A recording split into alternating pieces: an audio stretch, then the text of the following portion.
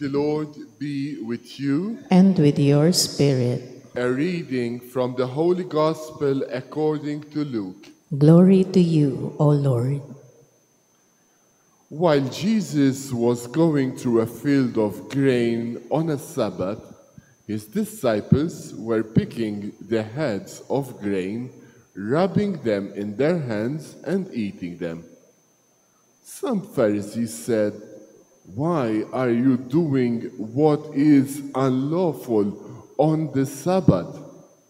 Jesus said to them in reply, "Have you not read what David did when he and those who were with him were hungry? How he went into the house of God, took the bread of offering, which only the priest could lawfully eat, ate of it, and shared it with his companions. Then he said to them, 'The Son of Man is Lord of the Sabbath.'" The Gospel of the Lord. Praise to you, Lord Jesus Christ.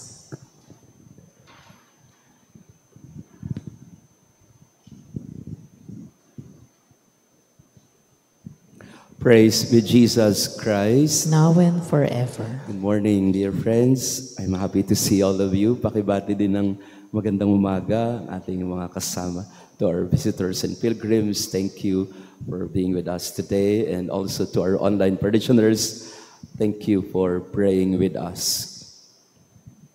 In the Hebrew culture, sa kultura ng mga Hudyo, meron silang dalawang paraan ng pagbasa sa mga batas.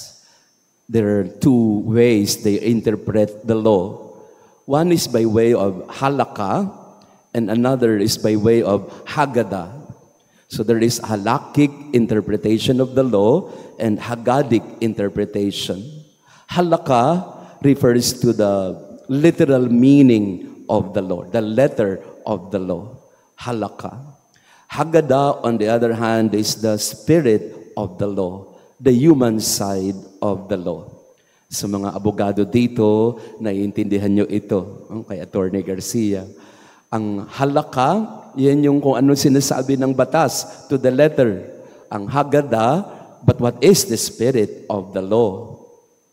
Yun yung po nag-uusapan ni Jesus at ng mga nakikinig sa kaniya ng mga Pariseo.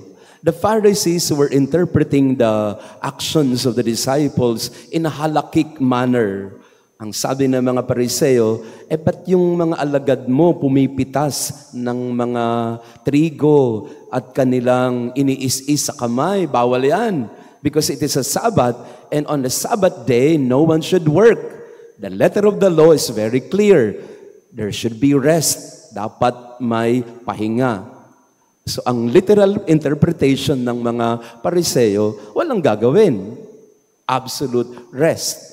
Kaya hindi pwedeng pumitas ng kahit anong prutas, hindi pwedeng mag-is-is ng trigo para kainin. Ang sabi naman ni Jesus, Haggadah, para saan ba ang batas? What is the law of the Sabbath for? The Sabbath law is made for man and not for man for the Sabbath. May nagugutom Hindi ba pwedeng kumain on a day of rest ang isang taong nagugutom? Di ba isang paraan din ng pagpapahinga yung bigyan mo siya ng makakain dahil nagugutom siya? For Jesus, holiness is never indifferent to hunger of the body or of the soul. Si Benedict XVI, si Pope Benedict XVI said something about it, about our liturgy. Sabi niya, madalas yung ating pagsamba sa Panginoon, pagsunod sa Kanya, most of our ways of following the Lord or observing the commandments of God is proper but loveless. Proper but loveless. Tama, pero walang pag-ibig. Patay. Sa konteksto na mag-asawa, pwede yan Proper, but loveless. Proper kasi tapat naman kayo sa isa't isa. Sinusunod nyo naman ang rules on marriage sa family code and of course in the laws of the church sa mata ng Panginoon, ng mga tao, ng simbahan o ng lipunan. Mag-asawa kayo. You are properly married. You went through the motion or ritual of marriage in the church. Pumirma kayo sa marriage contract. Your marriage is proper. But that's not just what marriage is all about. Hindi lang yan sa pinirmahang kontrata. Tungkol din yan sa pagmamahalan ng mag-asawa. Your marriage could be proper, but loveless. And this is the essence of our reading today. The heart of faith is not a list of rules to follow, but the heart of our faith is a person to love, to relate with, a person who loves us. And that's what Jesus was telling the Pharisees. The Son of Man is here. The Lord of the Sabbath is here. In relation to our gospel yesterday, andito yung Panginoon. Pero hindi natin siya binibigyan ng pagpapahalaga. Mas mahalaga yung mga incidentals rather than the substance. The Son of Man is the Lord of the Sabbath, and He comes to give restoration, joy, peace. So His presence is not a burden to be endured. Laws are not meant to be endured. They are meant to guide so that we can live freely. Ang mga batas hindi nilalagay para alisin ang kaligayahan mo sa buhay. Inilalagay siya para mas malayo, mas marami ka pang magawa at mas maging malaya ka pa. And the Pharisees could not understand that. Jesus was offering them the true meaning of the Sabbath, but they preferred the minute details of the law. So sa buhay natin, madalas, ganun din. Proper, but loveless. Oo nga, tuwid nga, at tama yon. Hindi dapat mawala yon. Tuwid, maayos. Pero may pag-ibig ba sa loob? Sa mga ginagawa natin, halimbawa, ng mga charity work, marami po sa atin siguro, napipilitan na lang Sabi ng natin, ng club natin, sabi ng organization natin, ministry natin, punta tayo doon. Ikaw naman, sige na nga, requirement So, sunod tayo, requirement yan. That's the least we can do to obey the required action or behavior. Pero ang tanong nga doon kung wala din naman pag-ibig dyan sa ginagawa mo, anong saysay niyan?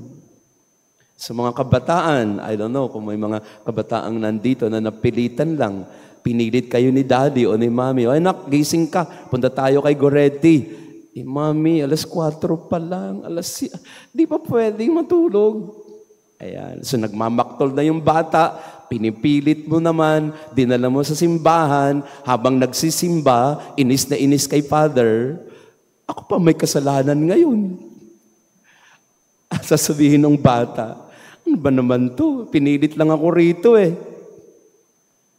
Proper, sumunod ka nga, but is there love behind it? Pakitingnan nga ang katabi natin, may love ba dyan? May love ba sa ginagawa mo dito? The reason why Father Mark and I are some sort of compatible, because we are both passionate about what we do. Kung makikita niyo po yung mamang to, laki-laki. Pero very passionate siya about preaching, about sharing the love of Jesus to all. He is a missionary by heart. Because he loves what he does. At maraming beses nga, may sakit na ho yan. May sakit na siya, pero babangon para, what can I do? What can I share? That's what you mean by the Haggadah. The Haggadah is, I love this. The Lord wants me to do this, so I follow. Halaka is, dapat gawin to, batas to, magagalit pag hindi natin ginawa. Halaka and Haggadah, they complement each other. We must obey the law, but we must also see the spirit of the law. And in our daily life, may we discover that. May we find everything we do out of love and for love, not just because it is proper. Praise be Jesus Christ. now and forever. Maraming salamat po ulit sa inyong pagdalo sa ating banal na misa. Thank you for being with us today. And to our online parishioners, thank you for praying with us. This Monday, September 8, birthday po ni Mama Mary. Magsimba po tayo, no? Here in the parish, we have Mass at 7 a.m. and 12 noon, no? Dalawa po yung ating misa. So you are invited. It would also be my 26th ordination anniversary. So yung akin pong pagkapari ay utang na loob ko po kay Mama Mary. Yan. So this Monday, let us celebrate this feast of the Blessed Mother's birth and also my 26th ordination anniversary. Thank you ka Lord at pari pa rin po kami kahit pa paano. I saw one of my idol bishops nandito. Bishop, sorry Bishop si Bishop Alan po of the Diocese of Marbel in Coronadal. Galing po kami last week sa Coronadal. Siya po ang nagpakain sa amin ng pagkarami-raming tuna. No? Kaya Bishop, thank you po. Kaya nagkaganito po ang boses ko kasi na allergy po ako sa tuna kasi 1 kilo yata yung nakain kong tuna. Kaya ayun, nagka-allergy na wala boses. So again, thank you po sa Bishop for hosting us. After the Mass, we will have our SMG Word, our Scripture Message from God online Bible study. You may wish to stay. The Lord be with you. And with your spirit. And may our loving God bless you and your family, the Father, the Son, and the Holy Spirit. Amen. Our Mass has been offered. Go in peace to love and serve the Lord. Thanks be to God.